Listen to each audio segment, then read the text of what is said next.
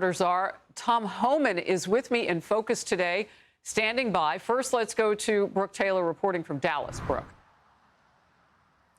Hi, Harris. Well, first, we have new information right now coming in from the FBI Director Kash Patel, who says that officials have been working around the clock 24/7 to go through this shooter's phone and find a possible motive. And what they found is pretty shocking. We want to pull up this post on X. This was posted again by FBI Director Kash Patel just in the last hour. He says the perp downloaded a document with a list of DHS facilities. He conducted multiple searches of ballistics and looked up the Charlie Kirk shot video in the last 2 days leading up to the shooting. According to the FBI director here, the shooter also searched apps that track the presence of ICE agents. And listen to this. He says that there was a handwritten note that was recovered that said, quote, "Hopefully this will give ICE agents real terror to think, is there a sniper with AP rounds on the roof?" The FBI also released a picture of anti-ICE messages written on rounds that were found next to that shooter. Officials say this attack was a result of dangerous anti-ICE rhetoric. Officials say the gunman was firing at that ICE facility from the rooftop of a nearby building. He fired indiscriminately with bullets flying all around inside and outside that building. He also hit a van in the Sally Port that was carrying 3 illegal migrants. Officials say one of them died and the other was taken to the hospital.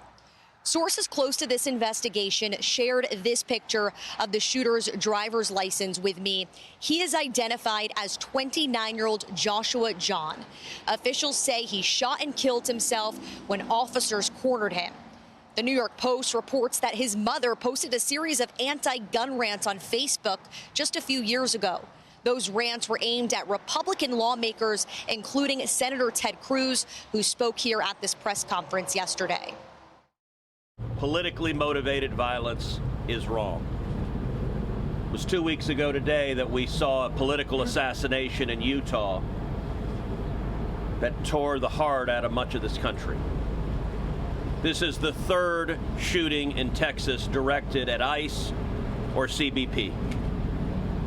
This must stop.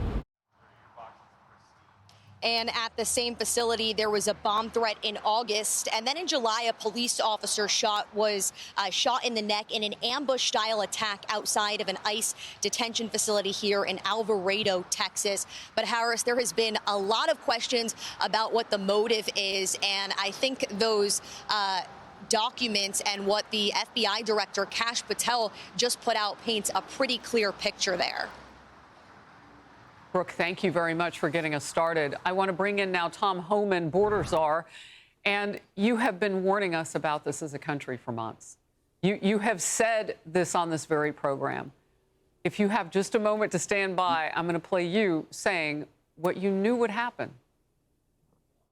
I said 2 months ago, Harris, that if this rhetoric didn't stop, there would be bloodshed. And I'm telling you, it's only a matter of time before there's an incident where an ICE agent is going to have to take a life or an ICE agent is going to lose a life. Being compared to Nazis and racists, that it's going to end with a use of force, that either a criminal is going to die or an officer is going to die. It's going to end up with a loss of life, and it's not over. I mean, the rhetoric has to end. So the rhetoric needs to be tapped down, or you're going to see more bloodshed. I called it 2 months ago, and unfortunately I was right. And then now, the new chapter of a detainee being the person who was killed and another detainee, a couple of them wounded in all of this. Your first reaction? I wish I was wrong, but I've seen this movie before.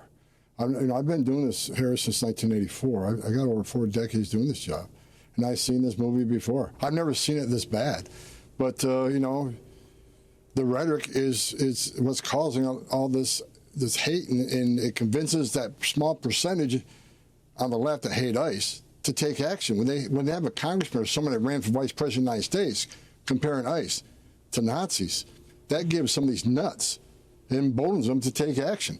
And there's been 3 shootings in Texas alone. There was a gunman that showed up at a Border Patrol facility and started shooting at them. He picked the wrong facility. He picked a SWAT facility, and those officers end up taking his life. Then there's a shooting just south of Dallas where they attacked an ICE facility and 1 officer was shot in the neck. Then this latest incident.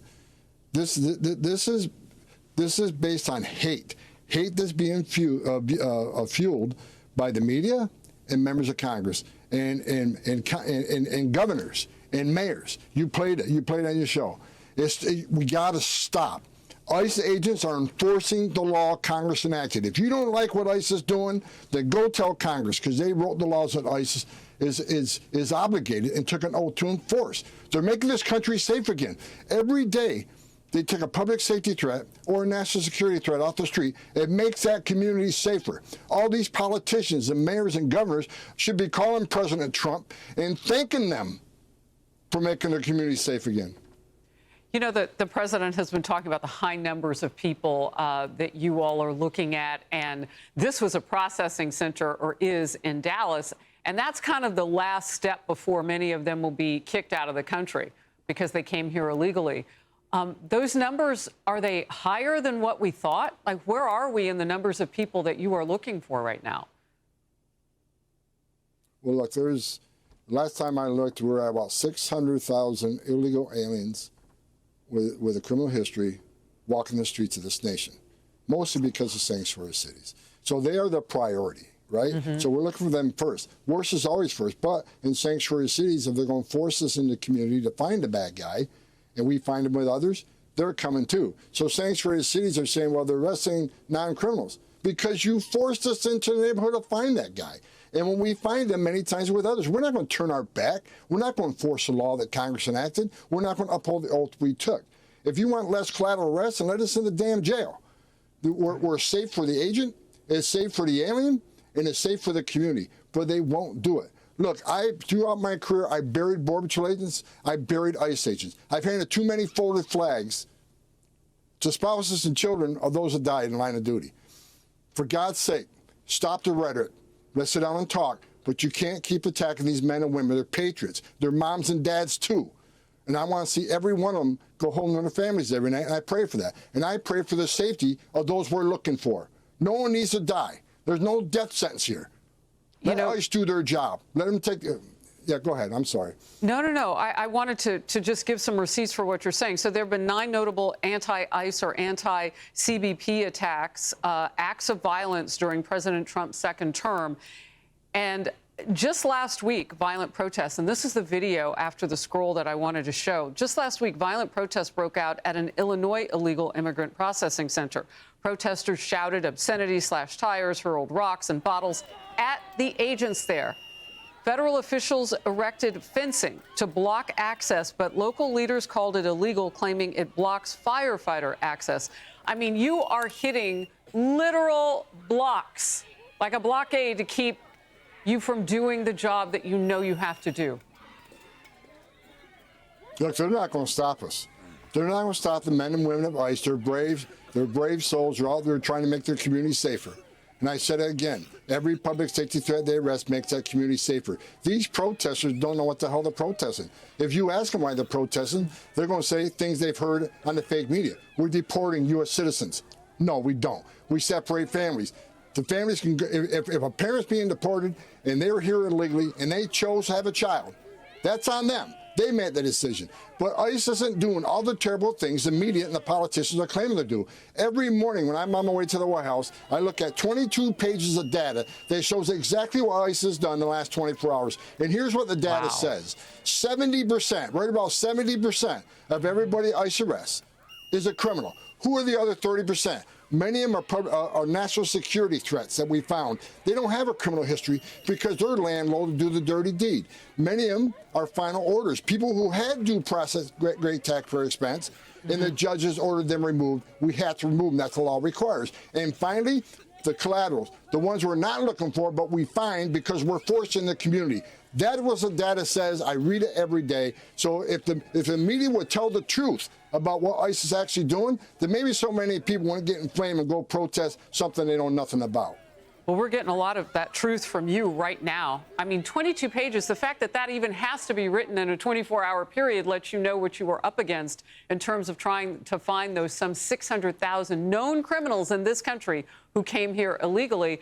And if they're with other people who are here illegally, which is also a crime, that is what is causing you to collect even more. And they all have to go. If they are not here, they can come back with CBP Home. They can leave and come back, but they cannot stay. And that's your huge job. The truth will be told. Tom Homan, thank you. Look, Harris, you got it. Thank you. We will see you next time. Hey everyone, I'm Emily Campagno. Catch me and my co-hosts Harris Faulkner and Kaylee McEnany on Outnumbered every weekday at 12 p.m. Eastern, or set your DVR. Also, don't forget to subscribe to the Fox News YouTube page for daily highlights.